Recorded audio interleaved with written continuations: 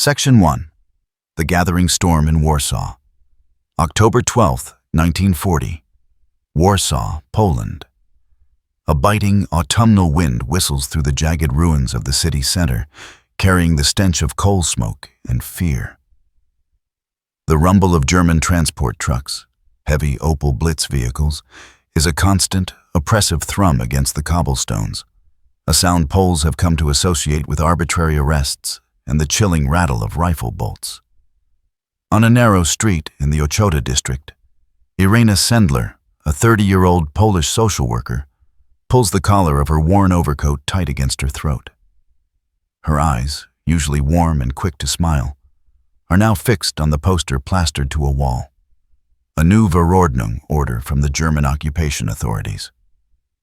The typeface is sharp, unforgiving. It announces the creation of a closed Jewish residential district, a ghetto. All Jews residing in Warsaw must relocate to the designated area by October 31st. Irena had been working tirelessly for the Department of Social Welfare, using her legitimate access to help families displaced by the September 1939 campaign. She knew this was no residential district. This was a cage. "Irena," a quiet voice says behind her. It is WWII, a colleague, her face pale. They are already marking the boundaries. The brick walls will be 3 meters high. Irena nods, the reality settling like a stone in her chest. She watches a small family pass, a mother clutching a single, small suitcase, pulling her 2 young children, a boy perhaps 5, a girl no older than 3. The children look up at the German military police, Feldgendarmerie, with wide, uncomprehending eyes. The mother's gaze is fixed on the pavement, a mask of sheer dread. "We will not let them simply vanish," Irena murmurs, speaking more to herself than to WWII. "The department gives me permits to enter and check for typhus. We will use those permits."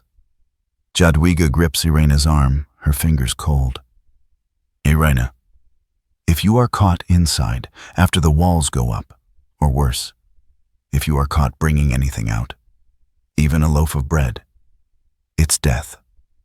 Not just for you, for your entire family." Irena looks at the poster again, then at the terrified children. She thinks of her own father, a doctor who had spent his life helping the poor and Jewish community, instilling in her the simple, dangerous belief that a person should be judged only by their actions. "I know the risk, WWII," Irena says, her voice low but steady, the fear buried deep under a sudden, cold resolve. She adjusts the leather satchel containing her official papers, her only shield. "But we have to try. They are sealing up 250,000 people. The sick, the old, the children. We have to be their bridge." As the deadline looms, Irena begins her initial, clandestine actions. She doesn't yet have a network. She only has her official social welfare uniform and the audacity to use it. She starts by smuggling medicine, food, and clothing, essentials that the German authorities deliberately withhold. Her access is granted under the pretext of fighting communicable diseases, particularly typhus, which the Germans fear might spread beyond the ghetto walls and into the German-held sector of the city. For now, her Sonderausweis, special pass, is her lifeline. She knows it won't be long before the horrors inside demand a far more drastic, dangerous plan. "The gate is closing, Irena," WWII warns her later that evening, watching the last truckloads of families being herded through the imposing archway that will soon become the main entrance to the Warsaw Ghetto. "It's closed." Irena doesn't reply immediately. She stares at the high, incomplete brick wall. She can already hear the muffled, disembodied sounds of 250,000 lives being crushed behind it. "Then we have to find a way through it," Irena says, turning sharply on her heel. "Tomorrow I go in. Section 2. The Typhus Pretext and the Cradle, November 1940. Inside the Warsaw Ghetto. The air is thick, not just with coal smoke, but with the cloying, inescapable smell of unwashed bodies, starvation, and desperation. Irena Sendler, now a frequent visitor, walks briskly, her social welfare uniform acting as a cloak of limited immunity. She carries her Sonderausweis prominently displayed. Her movements are crisp, professional, mimicking the brusque efficiency the Germans expect. Her cover is sound. She and her small group of trusted colleagues, who eventually form the nucleus of Ghetto, the Council for Aid to Jews, are officially tasked with establishing sanitary stations and quarantining suspected typhus cases. The Germans' mortal fear of epidemic disease is Irena's most valuable tool. The sight of her blue uniform and the official papers detailing her mission, combating Flechtefieber, typhus, is usually enough to keep the German guards at bay. But the scenes inside are worse than any official report could convey. Ulica Leszno is a current of shuffling, emaciated figures. The children are the hardest to bear. They roam the streets, tiny scavengers, their faces old before their time. Irena witnesses instances of mothers, hollow-eyed and starving, offering their children to strangers, begging them to take them out, knowing it was the only hope for survival. Irena and her core group, which included Jadwiga Piotrowska and Janina Grabowska, begin the first agonizing step of their rescue plan, convincing parents to part with their children. It is not a promise of safety, Irena explains repeatedly to terrified parents in hushed back rooms, the meager oil lamp casting long, dancing shadows. It is a chance at life. Staying here is a sentence. The dilemma is monstrous. A parent must choose between the certain, agonizing death of their child in the ghetto and the high-risk, irreversible separation, where the child's survival depends entirely on the goodwill of strangers and the constant, mortal threat of German discovery. Irena does not minimize the danger. If a child is caught, not only are they killed, but the Polish family sheltering them and Irena herself are executed immediately. To mitigate the total loss of identity, Irena begins a methodical, meticulous process of record-keeping. Every child she takes out is assigned a new Polish Christian identity. But the most vital piece of information, the child's birth name, parents' names, and location, is secretly written down. This information is then transferred onto thin tissue paper and rolled into small, tight cylinders. This is their truth, she explains to Jadwiga one cold night, holding a jar. If they survive, they must know who they were. She decides on two primary hiding methods for these invaluable lists. They are placed inside small jars, which are then concealed beneath the roots of an old apple tree in the yard of a friendly colleague, Maria Pallister, or buried in a neighbor's garden near a pigsty.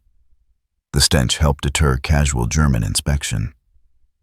This hidden archive becomes the secret heart of her operation. The physical methods of smuggling children out are varied and constantly changing to avoid detection.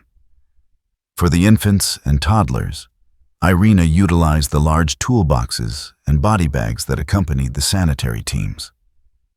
She developed a grim routine. A crying child might be sedated with a small dose of medicine to ensure silence. Older children, often coached on how to behave, were sometimes led out through official checkpoints, hidden among the sanitary workers or driven out in ambulances, Irena's most nerve-wracking method. One day, Irena's ambulance is stopped by an SS patrol near the main gate on Ulica Żelazna. The commander, an arrogant Hauptsturmführer, taps his riding crop against the vehicle's side. "What is in the rear, Poland?" he snarls. Irena forces a neutral expression. "Contagious patient, Herr Hauptsturmführer. Possible typhus. We are taking them to the isolation ward outside the walls." To distract him from the possibility of inspecting the contents, a 4-year-old girl is hidden under blankets in the back. Irena makes a theatrical display. She releases her large, fiercely barking German shepherd. The sound is deafening, and the officer recoils, shouting orders at Irena to silence the dog. In the confusion, the officer quickly waves the ambulance through, eager to be rid of the noise and the supposed contagion. She continues to take out children, 1 or 2 at a time, finding temporary shelter in hospitals, orphanages, or with Polish families who had agreed to help, often for no payment, but the immense moral courage it required. Her network grows exponentially. It is no longer just Irena, but an organism, a lifeline built of pure, unadulterated human empathy. But she is acutely aware that her luck and the lives of those she saves hangs by a thread. The walls are closing in, and the transports to the east are beginning. Section 3. The Ghetto Network and the Final Countdown. Summer 1942. The Warsaw Ghetto. The atmosphere inside the ghetto shifts from desperate deprivation to pure terror. The Großaktion Warsaw has begun. Starting in July, the German Schutzstaffel, SS, under the command of Reichsführer SS Heinrich Himmler, initiates the mass deportation of Jews to the extermination camp at Treblinka. The transport point is the Umschlagplatz, the collection point, a railway siding where cattle cars wait. The speed and scale of the killing are staggering. Over 250,000 people are deported in just 2 months. The few who remain, those deemed essential workers in the German workshops, live on borrowed time. Irena knows she is now racing against total annihilation. Her official role as a social worker is becoming thin cover. The Germans are scrutinizing every movement. Fortunately, Irena's clandestine operation has received official backing. In late 1942, the Polish underground state establishes the Council for Aid to Jews, Rada Pomocy Żydom, codenamed Ghetto. This organization, unique in occupied Europe, is specifically tasked with rescuing Jews. Irena Sendler, under her wartime alias Jolanta, becomes the head of Ghetto's children's section. With Ghetto's support, Irena's network expands into a sophisticated, highly compartmentalized underground railroad. Her team now includes around a dozen dedicated individuals: drivers, nurses, priests, and nuns. The most crucial collaborators are the women who work in Catholic institutions, particularly the Mother Superior of the Franciscan Sisters of the Family of Mary, Matilda Ghetto. Sister Ghetto operates several orphanages and is known for never refusing a child. She takes in dozens of Jewish children, presenting them as Polish orphans, giving them new names, and hiding them in plain sight. The methods of escape become even more ingenious and fraught with peril. The most common exit is through the old court building on Lesno Street. The court was a major complex that straddled the ghetto wall, and the Polish employees were sympathetic. Irena uses the labyrinthine cellars and sewer connections beneath the building as an escape route. Children are sedated and pass through vents, sometimes guided by sewer workers. For older children, the danger is acute. They must look convincing as non-Jews on the Aryan side. Irena personally trains them, drilling them on Catholic prayers, Polish customs, and their invented backstories. This mental conditioning is often as vital as the physical escape. One harrowing extraction involves a teenage boy, Adam. Adam is disguised as a construction worker leaving the ghetto area. Irena waits near the gate, heart pounding, dressed in her blue uniform, carrying a small, officially stamped satchel. As Adam approaches the German checkpoint, a German soldier, a young Wehrmacht private, stops him. "Papers," the private snaps, leveling his Mauser Kar 98K rifle. Adam freezes. Just before the private can scrutinize the forged documents, Irena steps forward, her voice sharp and authoritative. Achtung! This man is needed immediately for the typhus repair detail outside the wall. He is contaminated. Do not delay, Private. The word contaminated works like a spell. The private instinctively steps back, waving Adam through with a terrified haste. Irena does not spare a glance for Adam. She simply walks past the guard post in the opposite direction, her face pale but outwardly calm. The act is a perfect blend of high-stakes bluff and exploiting German paranoia. Irena doesn't just manage the escapes. She is the meticulous archivist. She continues the dangerous practice of recording every child's true identity, transferring the names onto sheets of tissue paper. By the autumn of 1943, she has saved well over 2,000 children. She believes that one day, when the war is over, these lists will be the key to reuniting the children with their surviving relatives, or, failing that, restoring their identity. But her continuous, increasingly bold movements through the city have attracted attention.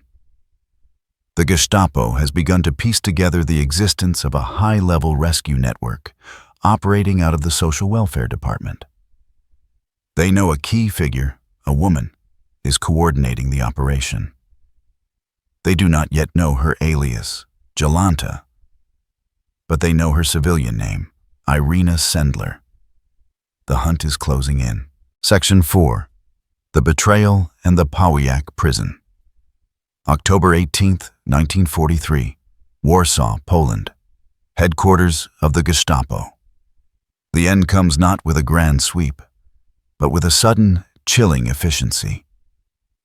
Irena Sendler, Jolanta, is at a safe house on Ulika Juravia, meeting with a key contact to finalize the placement of 3 young children rescued the night before. The flat is sparsely furnished, offering little comfort but the illusion of security. Suddenly, heavy boots pound up the stairwell. There is no knock, only the splintering crash of the door as it gives way. 4 plainclothes Gestapo agents burst into the room. They are led by an agent notorious for his brutality, who strides directly toward Irena, ignoring the frantic contact. Irena Sendler, Sicherheitsdienst, the lead agent snarls, using the formal name of the SS intelligence service. You are under arrest for aiding enemies of the Reich. The Gestapo had been tipped off by an informer, a disgruntled former Ghetto member who had been caught and tortured, or perhaps a greedy Polish bystander seeking the substantial reward the Germans offered. The agents immediately begin searching the room, tearing apart upholstery and overturning furniture. Irena stands rigid, her mind racing. She knows what they are looking for: the lists, the jars, the truth. She had arrived at the safe house carrying a small satchel containing her 2 most damning possessions: a list of the children she had just placed, and a large sum of Ghetto money, enough to incriminate the entire organization. In the split second before the agents grabbed her, Irena shoves the satchel into the hands of her contact, whispering sharply, "Save this. Burn it if you must." The contact, trembling but understanding, manages to slip out a back window unnoticed in the ensuing chaos. The Gestapo, finding only Irena, drag her away. The destination is the Gestapo headquarters on Aleja Shucha, notorious for its torture chambers, and then the infamous Pawiak prison, a vast, concrete killing machine where political prisoners are interrogated and executed. In the interrogation rooms, the questioning is brutal. The Gestapo demands to know the names of the children's hiding places, the identities of her network collaborators, and the location of the main lists. They employ the standard, terrifying repertoire: beatings, sensory deprivation, and mock executions. Irena is repeatedly whipped and left for dead on the cold floor, her body shattered, but her resolve unbroken. She gives them nothing, not a single name. Her silence is the shield protecting the 2,500 children she has placed. She invents a complex, believable story about a personal, disorganized effort, claiming she acted alone and focused only on food and clothing, knowing full well they wouldn't believe it, but hoping it would buy her time. Irena is eventually transferred to a cold, damp cell in Pawiak. Every night she hears the sounds of trucks arriving, followed by the chilling echoes of rifle fire, summary executions. She knows her own execution is imminent. The Ghetto network, however, is not idle. Having lost their leader, they mobilize their contacts. Through bribes, leveraging high-level connections within the Polish underground, and the immense sums provided by the Polish government in exile in London, they mount a rescue plan. Ghetto raises the massive sum of 50,000 Polish zloty, an astronomical amount, to bribe a German prison guard. A few weeks after her capture, Irena is on the daily list of prisoners slated for execution. But the guard, now paid, carries out his part of the bargain. On the day she is supposed to be killed, he simply leads her out of the prison gates and frees her, recording her name as executed in the official ledger. Irena Sendler is now officially dead to the German authorities. She stumbles out of Pawiak, weak, broken, and in agonizing pain, but alive. Her first priority is not recovery, but locating the satchel and ensuring the safety of her buried archives. The children's lives still depend on the meticulous notes hidden in the fruit jars. Section 5. Life Underground and the Price of Freedom. November 1943. Summer 1944. Occupied Warsaw. Irena Sendler, miraculously free but now a ghost, understands her precarious position. The Gestapo believes she is dead. But her face and her official capacity as a social worker are well known. To move freely is to risk immediate rearrest and execution. She is forced into deep hiding, relying on the extensive network she helped create. Her immediate concern, the lists, are safe. The colleague who managed to escape the arrest on Ulika Juravia had secured the satchel, and the primary archives, the jars containing the rolled-up tissue paper, remained buried under the apple tree in the garden of Maria Palester. Irena, despite her physical agony from the torture, manages to instruct a trusted courier to check the hiding spots. The names, the true identities of over 2,000 children, are preserved. Now operating solely under the alias Jolanta, Irena continues her work, communicating entirely through coded messages and trusted, anonymous messengers. Her headquarters moves constantly, shifting from one safe house to another, often within the Catholic convents and institutions that harbor the saved children. The operation focuses heavily on the children's integration into Polish society. This involves the painstaking effort of securing legitimate-looking Ken card, identity cards, and ration cards, both essential for survival on the Aryan side. Ghetto pays Polish officials exorbitant bribes for blank forms and legitimate stamps, forging documentation that would stand up to a snap inspection by a German patrol. Irena's dedication during this period is almost superhuman. She is the central node of a complex system of aliases, locations, and resources. She deals with constant crises. A foster family suddenly refuses to keep a child. A German sweep threatens a convent, or a child falls gravely ill. She also deals with the psychological scars left on the children.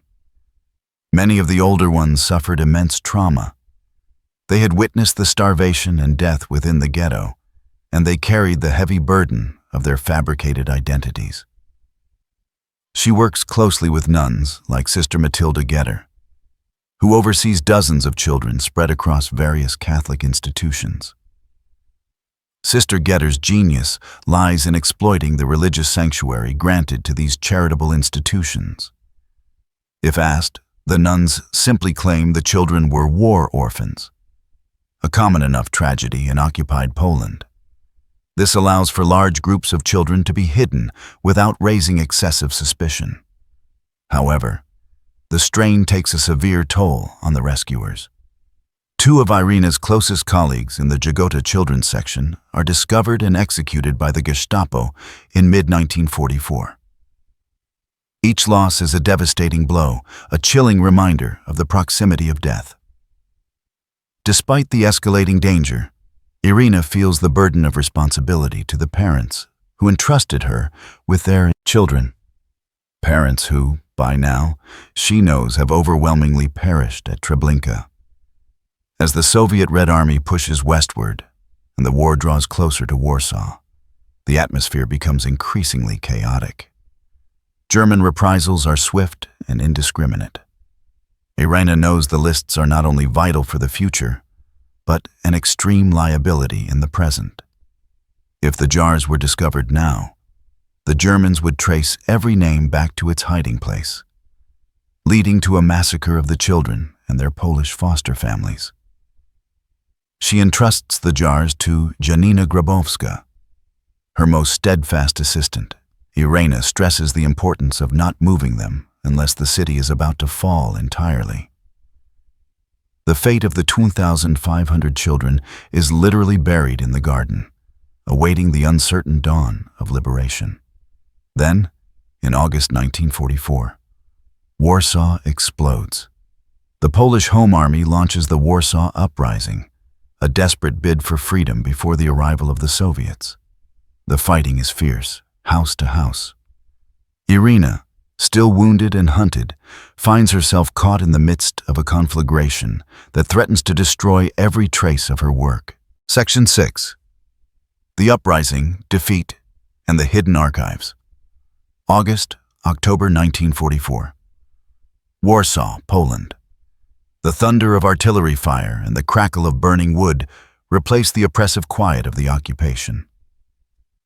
The Warsaw Uprising is a terrifying backdrop to Irena's continuing work. The city is reduced to rubble by German aerial bombardment and massive Karl Gerät mortars. Irena, using her nursing skills from her social worker days, attends to the wounded insurgents and civilians, all while maintaining her underground contacts. The greatest threat during the uprising is not the Germans catching her, but the indiscriminate destruction of the city. The hiding places of the children, especially the larger institutions run by the nuns, are constantly at risk of being shelled. Irena and her remaining Ghetto collaborators race through the burning streets, trying to confirm the safety of the children and their foster families, often relocating them under direct German fire.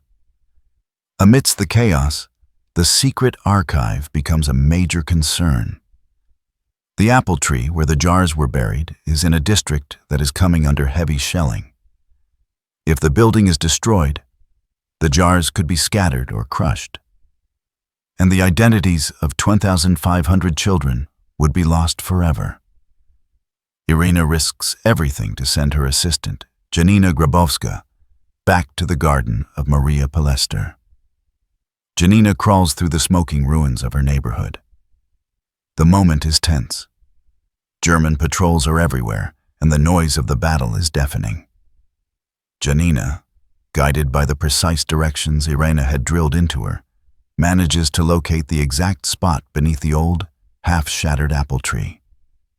She digs furiously with a small spade, retrieving the jars of tissue paper, which have been perfectly preserved in the cool earth. She secures the jars and delivers them to a priest in a safer sector, who hides them inside the walls of his church crypt. The lists are safe, but Irena's war is far from over. The uprising collapses after 63 days of brutal fighting. The German response is total and genocidal. They systematically level the entire city, expelling the remaining population. Irena is among the hundreds of thousands of civilians marched out of the destroyed capital. She is interned, along with her mother, at the massive transit camp in Pruszków, near Warsaw. In the camp, Irena maintains a low profile, acting as just another displaced person. Despite her severe injuries from the Gestapo torture, she immediately resumes organizing aid for the sick and elderly within the camp, using her ingrained habits of care and organization. Fortunately, the records showing her execution prevent the Germans from recognizing the infamous Jolanta. As the German army retreats in January 1945, Irena manages to escape the camp in the confusion. She makes her way to Krakow, which is spared the devastation of Warsaw. Physically broken but spiritually intact, she waits for the moment the country is truly free. Her immediate and singular goal is the retrieval of the jars. She arranges for a courier to collect the containers from the priest's hiding place. When she finally holds the dusty, brittle glass jars, her hands shake. This small bundle, the weight of thousands of lives, is the culmination of years of terror and sacrifice. The war ends in May 1945. Poland is liberated by the Soviet Red Army, and the new communist regime begins to take hold. For Irena, the end of the shooting is only the beginning of her final self-imposed mission, the Great Reunion. Section 7. The Great Reunion and the Silence of the Post-War Era. Late 1945, 1949. Post-war Poland. The ruins of Warsaw are still smoldering when Irena, now recovering physically but emotionally scarred, begins the meticulous process of the Great Reunion. Her wartime alias, Jolanta, is abandoned. She is once again Irena Sendler, and she carries the sole key to the identities of the 2,500 Jewish children she saved. Her first action is to carefully unroll the brittle, tissue-thin lists from the jars. She works with a few trusted surviving Ghetto colleagues to transcribe the names. The child's Jewish birth name and the parents' names on one side, and the child's adopted Polish name, foster family, and hiding location on the other. This process is painstaking, requiring immense focus. The lists are not just names. They are fragile lifelines to a lost world. The task of matching the children with surviving relatives is complicated by the utter devastation of European Jewry. 90% of Polish Jews perished in the Holocaust. Irena primarily coordinates with the Central Committee of Polish Jews, Centralny Komitet Żydów Polskich, CKJP. This organization is responsible for aiding survivors and establishing contact with Jewish agencies abroad, such as the Joint Distribution Committee, JDC. Irena's goal is clear. She wants the children to be raised within the Jewish community, if at all possible, and to know their true heritage. However, the mission faces immediate, profound challenges. The first is the emotional resistance of the foster families. Many Polish families who sheltered the children for years had grown deeply attached, treating them as their own. In many cases, the children themselves had no memory of their lives before the hiding, identifying entirely as Polish Catholics. For a small child, being suddenly removed from the only parents they have ever known is another trauma. Irena often had to work through social workers and rabbis, mediating these agonizing farewells. A typical case involved a young boy named Stefan, who was placed with a family near Krakow when he was 2. His real name was Shlomo. When his aunt, who had survived the camps, tracked him down via the CKJP, the foster mother refused to let him go. Claiming he was Catholic and hers, Irena had to intervene, showing the foster family the original list and gently explaining the child's right to his identity and surviving family. These meetings were often filled with tears and painful arguments. Hundreds of successful, if wrenching, reunions take place. The children are taken into Jewish orphanages or placed with surviving relatives, often leaving Poland for Palestine or Western Europe. Irena sees this as the fulfillment of her vow to their parents. However, the political climate soon turns against Irena. The newly installed communist regime views the Polish underground, of which Ghetto was a part, and organizations cooperating with Western Jewish groups, with extreme suspicion. Irena and her family are targeted by the Urząd Bezpieczeństwa, UB, the Communist Security Service. In 1949, Irena is once again arrested. She is accused of cooperating with the Polish government in exile, which had funded Ghetto, and Western espionage.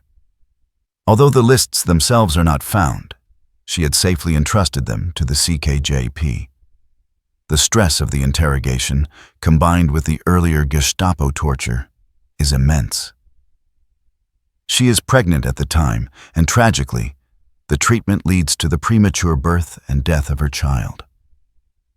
Despite the pressure, she is eventually released, largely due to the intervention of some of her wartime colleagues and the quiet support of Jewish organizations who advocate on her behalf. Irena Sendler lives out the rest of the communist era in relative obscurity, her wartime heroism largely suppressed by the state. The communist government sought to minimize the role of the Home Army and Ghetto in favor of official, communist-approved narratives of wartime heroism. Irena's extraordinary achievement in saving 10,500 Jewish children became a hidden chapter of Polish history, known only to a small circle of survivors and her former colleagues. She did not receive the recognition she deserved until decades later, after the fall of the Iron Curtain.